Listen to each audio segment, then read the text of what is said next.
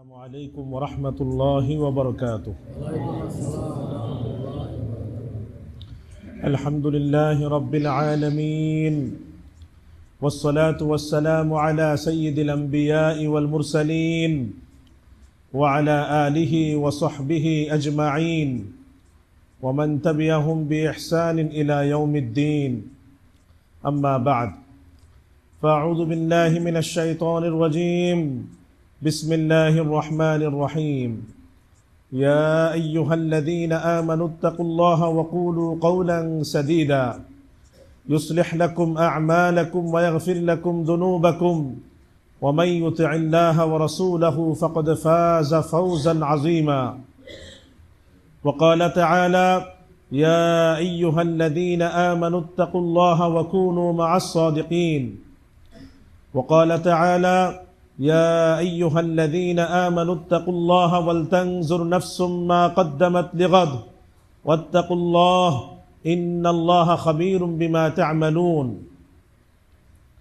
وقال تعالى: يا أيها الذين آمنوا لا يسخر قوم من قوم عسى أن يكونوا خيرا منهم ولا نساء من نساء عسى أن يكن خيرا منهن ولا تلمزوا أنفسكم ولا تنابزوا بالألقاب بئس الاسم الفسوق بعد الإيمان ومن لم يتب فأولئك هم الظالمون. وقال رسول الله صلى الله عليه وسلم: لا يؤمن أحدكم حتى أكون أحب إليه من والده وولده والناس أجمعين. وقال عليه الصلاة والسلام: لا إيمان لمن لا أمانة له ولا دين لمن لا عهد له. وقال عليه الصلاة والسلام: اللهم إني أسألك علما نافعا ورزقا طيبا وعملا متقبلا. وقال عليه الصلاة والسلام: اللهم إني أعوذ بك من علم لا ينفع ومن قلب لا يخشع ومن نفس لا تشبع ومن دعوة لا يستجاب لها أو كما قال عليه الصلاة والسلام. আলহামদুলিল্লাহ, আল্লাহ তাআলার শুকর, আল্লাহ তাআলার মেহেরবানি যে আল্লাহ তাআলা আমাদেরকে পবিত্র জুমার দিন জুমার নামাজ আদায় করার উদ্দেশ্যে জুমার দিনের যে সকল সুন্নত ও আদাব আছে এগুলো পালন করে আগে আগে মসজিদে উপস্থিত হওয়ার তৌফিক দান করেছেন। আলহামদুলিল্লাহ।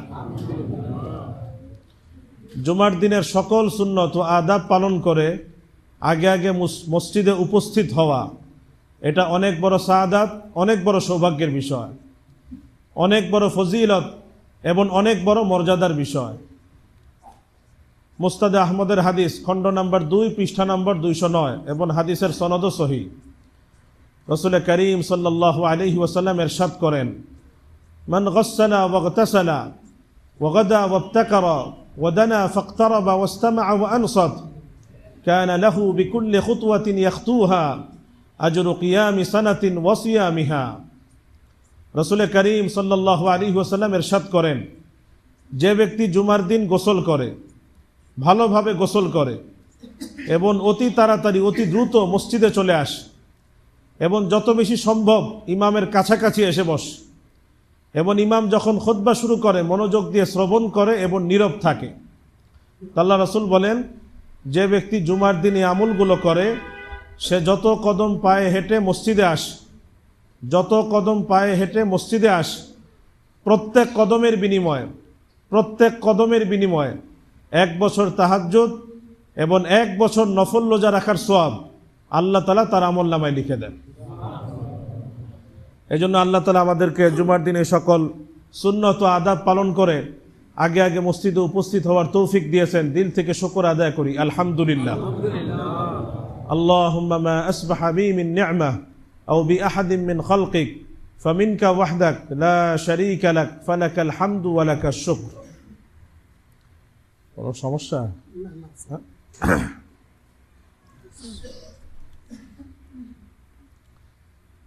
আজকে আমরা অত্যন্ত গুরুত্বপূর্ণ একটি বিষয় নিয়ে কিছু কথা মুযাকারা করার চেষ্টা করব ইনশাআল্লাহ। আমরা সবাই জানি যে আগামী 12ই ফেব্রুয়ারি আমাদের দেশে জাতীয় সংসদ নির্বাচন। সবাই আমরা মোটামুটি এই ব্যাপারে অবগত আছি। তো জাতীয় সংসদ নির্বাচনকে উপলক্ষ করে গতকাল 22শে জানুয়ারি থেকে সারা দেশে নির্বাচনী প্রচারণা শুরু হয়েছে। প্রত্যেকটা দল, প্রত্যেকটা প্রার্থী নির্বাচনী প্রচারণায় নেমে গিয়েছে। এটাও আমরা কম বেশি সবাই জানি। এই যে এখন যে হালাত, এখন যে পরিস্থিতি, নির্বাচনের আগ পর্যন্ত প্রত্যেকটা দল, প্রত্যেকটা প্রার্থী, প্রত্যেকটা সমর্থক, মানে যারা দলীয় সমর্থক, দলীয় কর্মী, তারা বিভিন্ন নিজ দলের প্রচারণার মধ্যে ব্যস্ত থাকবে। এটাও আমরা সবাই জানি।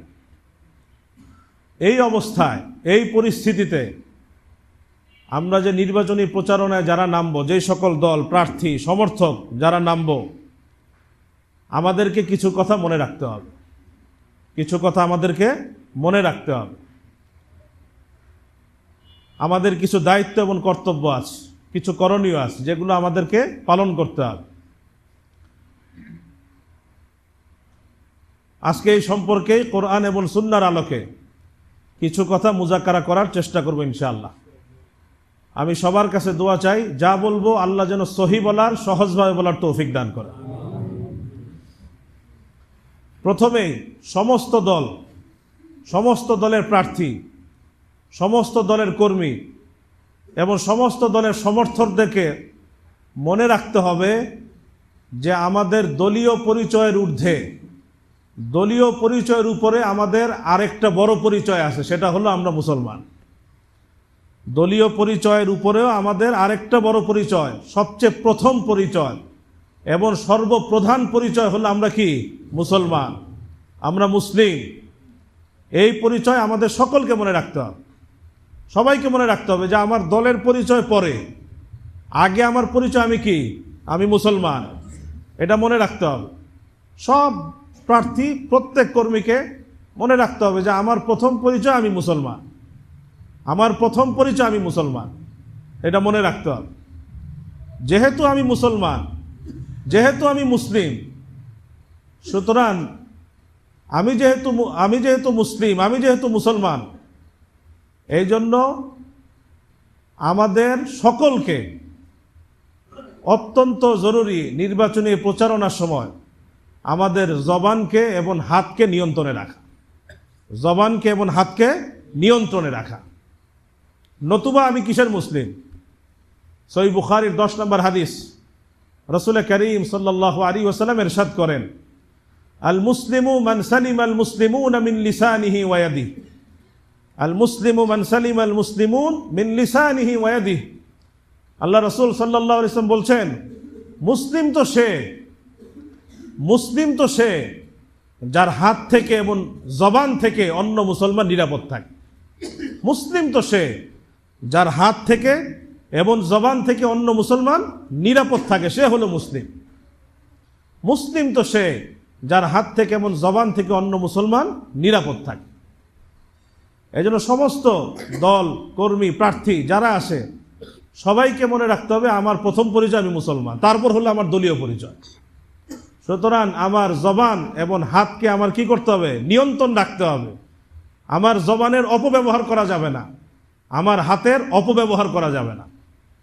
আমি প্রচারণা করব, আমি আমার পক্ষে যদি মনে হয় আমি প্রচারণা করব, কিন্তু প্রচারণা করতে গিয়ে জবান এবং হাতকে নিয়ন্ত্রণে রাখতে হবে। বিভিন্ন জায়গা থেকে আমরা দেখি, আমরা বিভিন্ন জায়গায় এরকম সংবাদ আমাদের কাছে আসে যে জবান এবং হাতের অন্যায় ব্যবহার হচ্ছে, অপব্যবহার হচ্ছে। এটা থেকে বিরত থাকা উচিত। যেমন জবান, এই জবান এটা কে দান করেছে? আল্লাহ সুবহানাহু ওয়া তাআলা দান করেছে। এই কথা বলার শক্তি এটা কে দান করেছেন? আল্লাহ সুবহানাহু ওয়া তাআলা দান করেছে।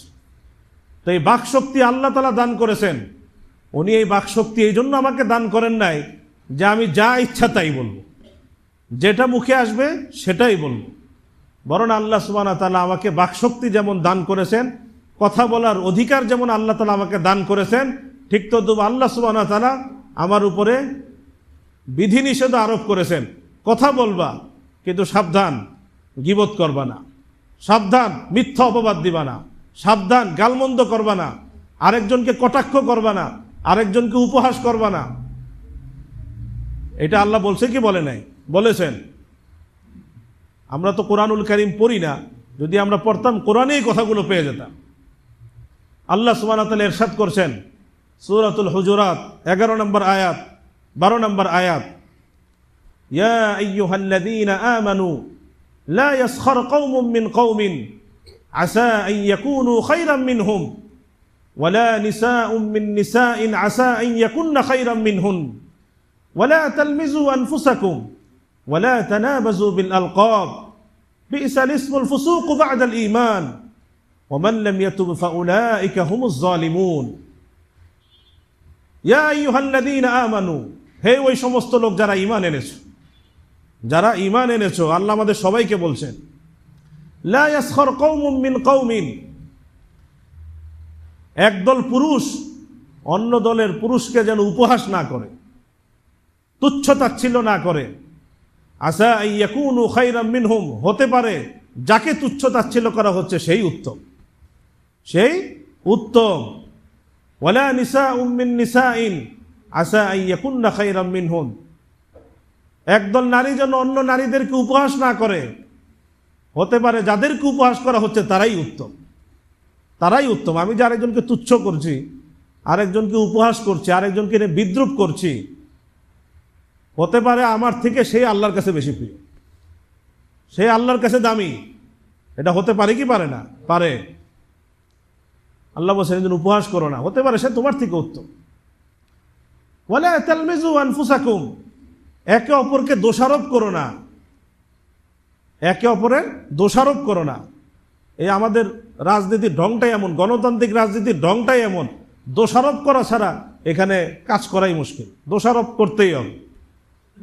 ওয়ালা তালমিজু আনফুসাকুম, পরস্পরকে দোষারোপ করো না। ওয়ালা তানাবাজু বিল আলকাব, একে অপরকে মন্দ নামে মন্দ উপাধিতে ডেকো না। একজনের নাম উচ্চারণ করতে গিয়ে বিকৃত করে উচ্চারণ করলাম, ব্যঙ্গ করে উচ্চারণ করলাম, সে যেই দলের হোক, যেই মতের হোক, এই অধিকার আল্লাহ তাআলা আমাকে দান করেন। ওয়ালা তানাবাজু বিল আলকাব, আরেকজনকে মন্দ নামে মন্দ উপাধিতে ডেকো না। বি'সাল ইসমুল ফুসুক বা'দাল ঈমান, ঈমানের পরে ফিস পাপাচার শব্দটা কতই না নিকৃষ্ট। মুমিন আবার সে পাপাচারী, এটা কতই না নিকৃষ্ট। মুমিন আবার পাপাচারী হয় কেমন? ওয়ামান লাম ইয়াতুব ফাউলাইকা হুমুজ জালিমুন, আল্লাহ বলছেন যারা এই সমস্ত কাজে লিপ্ত হওয়ার পর তওবা করে ফিরে না আসবে, ফাউলাইকা হুমুজ জালিমুন, তারা সবাই জালেম, তারা সবাই জালেম। এই কাজ করব না, আর যদি হয়ে যায় এরপরও খবর নেই তওবা করার, ফিরে আসে না, রে ভবিষ্যতে এই কাজ করা যাবে না, পিছনেরটার জন্য অনুতপ্ত হওয়া, যারা এই অনুভূতিও থাকবে না, ফাউলাইকা হুমুজ জালিমুন, তারা সবাই জালেম, সবাই জালেম। আল্লাহ আরো বলছেন পরের আয়াতে 12 নম্বর আয়াত, ইয়া আইয়ুহাল্লাযীনা আমানু ইজতানিবু কাসীরাম মিনাজ যন ইন্না বা'দাজ যন্নি ইসম ওয়া লা তাজাসসু ওয়া লা ইয়াগতাব বা'দুকুম বা'দা আইয়ুহিব্বু আহাদুকুম আন ইয়াকুলা লাহমা আখিহি মাইতান ফাকারিহতুমু। হে ঈমানদারগণ, বহু ধারণা থেকে বেঁচে থাকো, নিশ্চয়ই কিছু কিছু ধারণা হলো গুনাহ।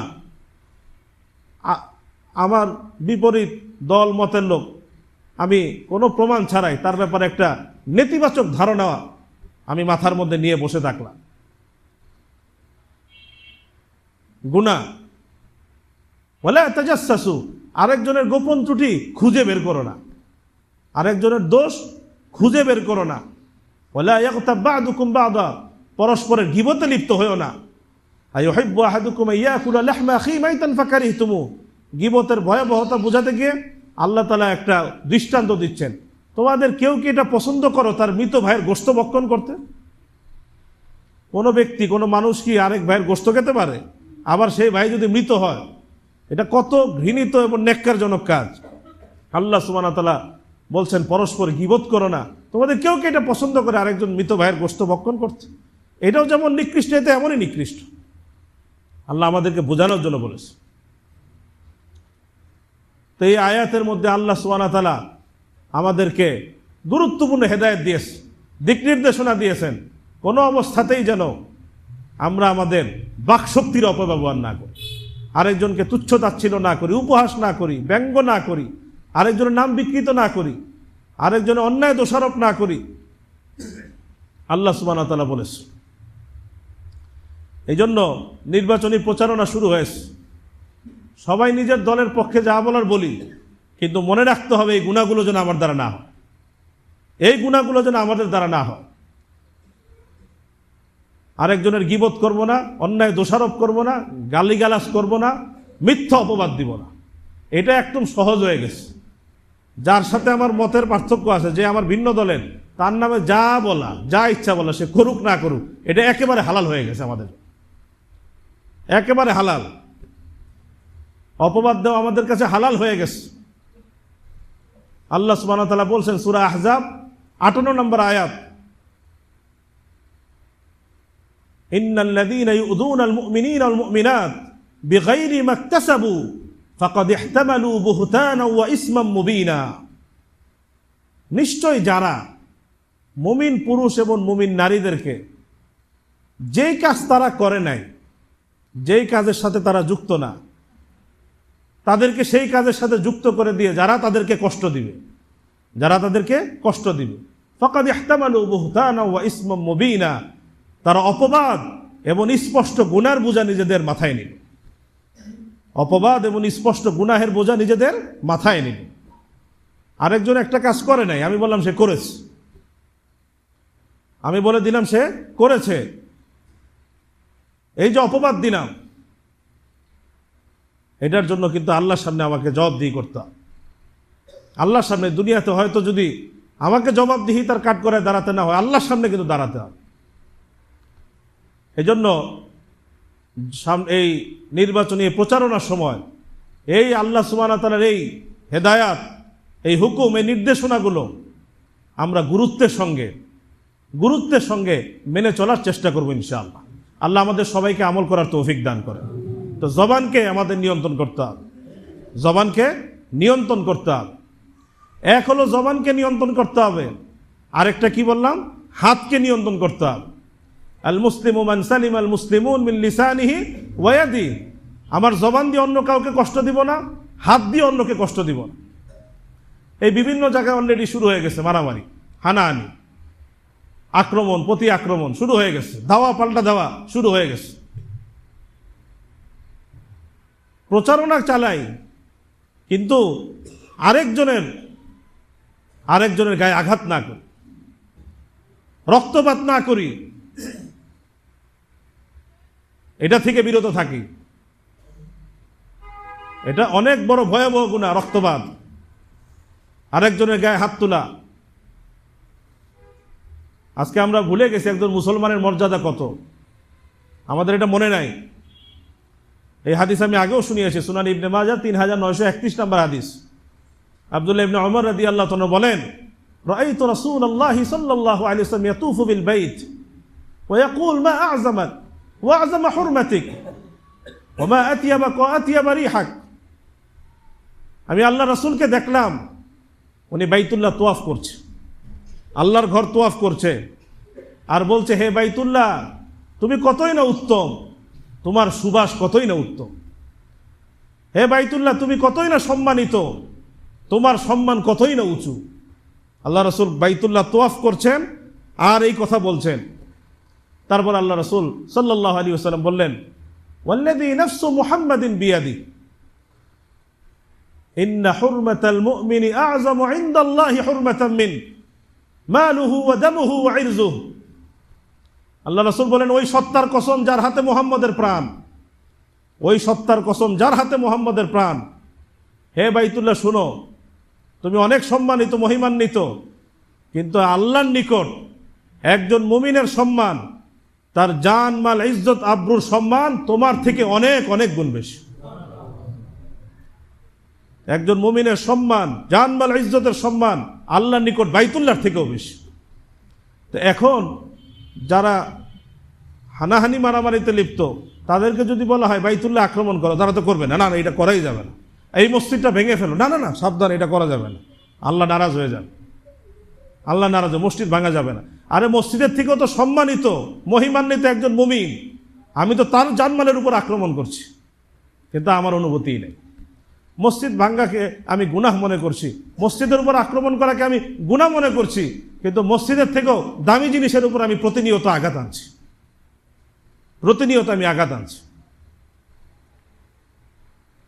এই জন্য এই সামনের এই সময়টা উত্তেজনাপূর্ণ সময়। সব দলের মতের প্রার্থী অনুসারী যারা আছে সবার প্রতি দরখাস্ত, আমার নিজের প্রতি, সবার প্রতি অনুরোধ যে আমরা কোনোভাবেই প্রচারণা চালাতে গিয়ে আমার আরেক ভাইয়ের জানমাল ইজ্জত আবরুর উপর আমরা আক্রমণ করবো না ইনশাআল্লাহ। কোনো হানাহানি মারামারিতে আমরা লিপ্ত হবো না ইনশাআল্লাহ। আমি আমারটা বলি, আরেকজনের উপর আমার আক্রমণ করার কি দরকার? আমার জবানকে নিয়ন্ত্রণ রাখতে হবে, হাতকে কি করতে হবে? নিয়ন্ত্রণ রাখতে হবে। কারণ সবার আগে আমি মুসলমান, সবার আগে আমি মুসলমান। এই কথা বলে পার পাওয়ার সুযোগ নাই। এটা তো উপরের অর্ডার ছিল, নেতা বলছে ধাওয়া দিতে, আক্রমণ করতে। নেতা বললেই কি হালাল হয়ে যাবে নাকি? নেতা যদি এমন একটা কাজের নির্দেশ দেয় যেটা আল্লাহ তাআলা অপছন্দ করে, যেটা আল্লাহ নিষেধ করেছে, সেই ক্ষেত্রে নেতার কথা মানবো না আল্লাহর কথা মানবো? আল্লাহর কথা মানবো। ওই ক্ষেত্রে যদি নেতার কথা মানা হয়, মনে রাখতে হবে আমাকে ধরা খেতে হবে। সূরা আহজাব 66, 67, 68 নম্বর আয়াত আল্লাহ ইরশাদ করছেন, ইয়াউমা তুকাল্লাবু বুজুহুহুম ফিন-নার ইয়াকুলুনা ইয়া লাইতানা আতা'না আল্লাহ ওয়া আতা'না আর-রাসূলা ওয়া ক্বালু রাব্বানা ইন্না আতা'না সাদাতানা ওয়া কুবারা'না ফাআদাল্লুনা আস-সাবিলা রাব্বানা আতিহিম দি'ফাইন মিনাল আযাব ওয়াল'আনহুম লা'নান কাবীরা। আল্লাহ বলছেন সেদিন তাদের চেহারাগুলোকে আগুনে ওলট পালট করানো হবে, আর তারা বলতে থাকবে, হায় আফসোস আমরা যদি আল্লাহর আনুগত্য করতাম, হায় আফসোস আমরা যদি রাসূলের আনুগত্য করতাম।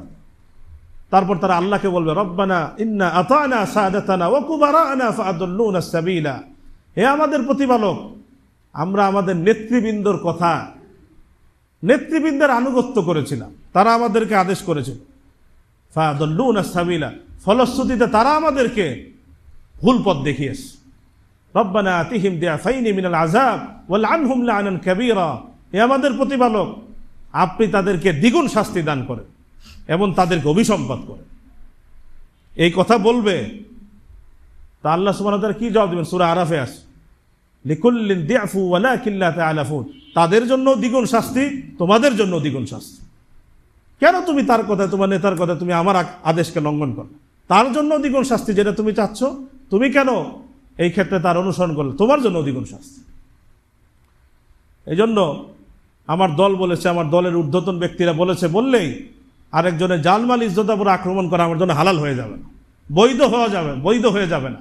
যদি আমি করি, এই দুনিয়াতে বেঁচে গেলে ওখানে কিন্তু ধরা খেতে হবে, ওখানে ধরা খেতে হবে। এই জন্য নেতৃবৃন্দের কথা শুনি, কিন্তু শোনার ক্ষেত্রে আমাকে দেখতে হবে এই কথাটা আল্লাহ এবং তার রাসূলের কথার সাথে সাংঘর্ষিক কিনা। আল্লাহ রাসূলের কথার অনুযায়ী হলে মানি, আর যদি আল্লাহ এবং রাসূলের কথার সাথে সাংঘর্ষিক হয়, সেই ক্ষেত্রে নেতার কথা শুনবো না, আল্লাহ এবং তার রাসূলের কথা শুনবো, আল্লাহ এবং তার রাসূলের কথা শুনবো। আল্লাহ আমাদের সবাইকে আমল করার তৌফিক দান করে। সর্বশেষ কথা, এই প্রচারণা চালাতে গিয়ে সব দল প্রার্থীরাই একটা কাজ করে, অঙ্গীকার, আমরা এই করব, আমরা সেই করব, এই উন্নয়ন করব, আপনাদের ভাগ্যের পরিবর্তন করব, আপনার এই কাজ করে দিব। এটা বলে কি বলে না? বলে। অঙ্গীকার ছাড়া তো নির্বাচনী প্রচারণাই হয় না। তো মনে রাখতে হবে যে আমি অঙ্গীকার করছি, আমি যে ওয়াদা করছি, এই অঙ্গীকার রক্ষা করা এটা কি নফল নাকি ফরজ? অঙ্গীকার রক্ষা করা কি ফরজ নাকি নফল? ফরজ। অঙ্গীকার যদি আমি ভঙ্গ করি, এটা গুনাহ।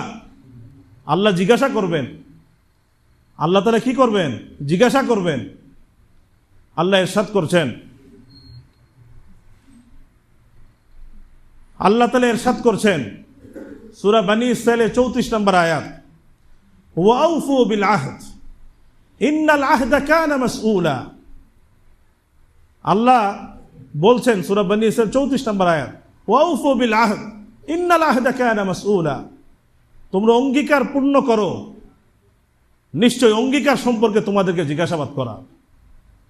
অঙ্গীকার সম্পর্কে আল্লাহ তাআলা কি করবেন? জিজ্ঞাসাবাদ করবেন, যে দুনিয়াতে তুমি তো অঙ্গীকার করেছো মানুষের সঙ্গে, সেটা তো তুমি পুরা করো না, আল্লাহ কিন্তু জিজ্ঞাসা করবে।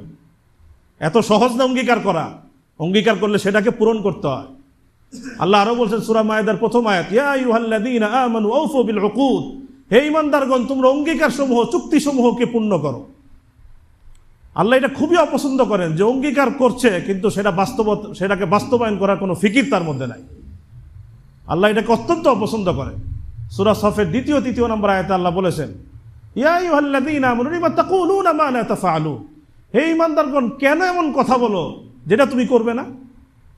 কেন এই কথা বলো যে কিন্তু সেটা আসলে তুমি করবে না? কাবুরা মাকতান ইনদাল্লাহি আন তাকুলু মা লা তাফআলুন, আল্লাহর নিকট এটা অত্যন্ত ঘৃণিত যে তুমি এমন কথা বলবে যেটা তুমি করবে না। আমি এই করব সেই করব, আসলে কোনোটাই করবে না। এটা আল্লাহর কাছে অত্যন্ত ঘৃণিত। এই জন্য যারা আমরা প্রচারণা চালাচ্ছি, বিভিন্ন দল মতের লোক, এটা মনে রাখতে হবে আমি যে অঙ্গীকার করছি এই অঙ্গীকার আমাকে কি করতে হবে? পূর্ণ করতে হবে। পূর্ণ যদি না করি, এই জগতে যদি আমার হিসাব না হয়, ওই জগতে আল্লাহর কাছে হিসাব দিতে হবে, ওই জগতে আল্লাহর কাছে হিসাব দিতে হবে। এই জন্য বুঝে শুনে অঙ্গীকার।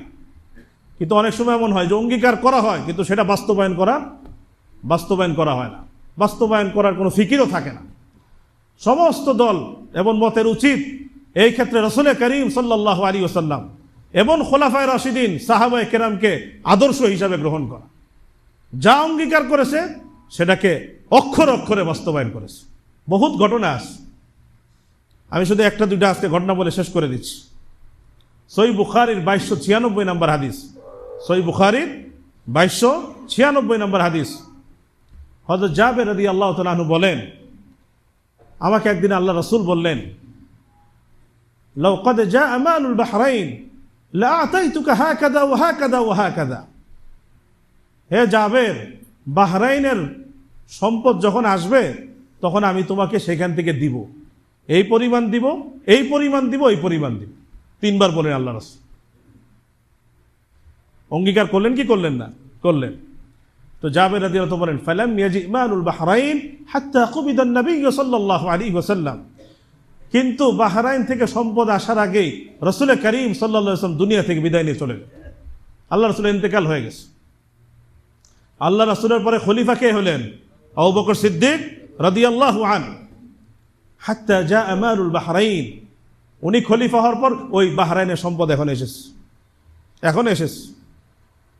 তো এখন আবু বকর সিদ্দিক ঘোষণা দিলেন, মান কানা লাহু ইনদা রাসূলিল্লাহি সাল্লাল্লাহু আলাইহি ওয়াসাল্লাম ইদাতুন ফালিয়াতিনা, যাদেরকে আল্লাহ রাসূল কোন অঙ্গীকার করেছে তারা যেন আমার কাছে চলে আসে। তো জাবের রাদিয়াল্লাহু তাআলা বলেন, ফাআতাইতু আবা বকরিন ফাকুলতু লাহু মা ক্বালা নবী সাল্লাল্লাহু আলাইহি ওয়াসাল্লাম, আমি আবু বকর সিদ্দিকের কাছে গেলাম, গিয়ে বললাম আল্লাহ রাসূল আমাকে অঙ্গীকার করেছিল আমার সঙ্গে যে যখন বাহরাইনের সম্পদ আসবে আমাকে এই পরিমাণ দিবে। আবু বকর সিদ্দিক রাদিয়াল্লাহু তাআলা অঙ্গীকার করেছে আল্লাহ রাসূল, কিন্তু আবু বকর সিদ্দিক বলেছেন যেহেতু আমি খলিফা, আমি আল্লাহ রাসূলের প্রতিনিধি, আমি অঙ্গীকার না করলেও সেটা বাস্তবায়ন করা আমার দায়িত্ব, সেটা আমার কর্তব্য। আবু বকর সিদ্দিক রাদিয়াল্লাহু কি করলেন? ফাহাতালি হাসায়াতান মিন মালিল বাহরাইন, উনি পুরা 2 হাত ভর্তি করে বাহরাইনের যে সম্পদ আসছিল সেটা নিয়ে আমাকে দিলেন। আমি নেওয়ার পরে গুনলাম, দেখি প্রায় 500 দিনার বা দিরহামের মতো আছে। তো আমি আল্লাহ রাসূল বলেছেন হাকাযা ওয়া হাকাযা ওয়া 3 বার বলেছে। কয়বার বলেছেন? 3 বার। তো দেওয়ার পরে 500 যখন আমি হলো, আবু বকর সিদ্দিক বলেন, খুদ বিস্তাইহা, তুমি এখন যা পেয়েছো এর দ্বিগুণ আরো নেও, এর দ্বিগুণ তুমি আরো নেও। তা আমি সেই দ্বিগুণ বাকি যেটা সেটাও নিলাম। তো এইভাবে রাসূল করিম সাল্লাল্লাহু আলাইহি ওয়াসাল্লাম এবং তার খলিফারা জনগণের সঙ্গে যে অঙ্গীকার করেছেন সেটাকে বাস্তবায়ন করেছে। সেটাকে কি করেছেন? বাস্তবায়ন করেছেন। এজন্য যারাই প্রচারণায় মগ্ন, মনে রাখতে হবে আউফু বিল আহদ ইন্নাল আহদা কানা মাসউলা, অঙ্গীকার বাস্তবায়ন করো, নিশ্চয়ই অঙ্গীকার সম্পর্কে তোমাদেরকে জিজ্ঞাসাবাদ করা।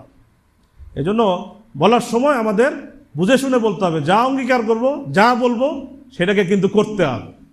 যদি করতে না পারি আমার মুখে বলার দরকার নেই, মুখে আমার কি দরকার নেই? বলার দরকার নেই।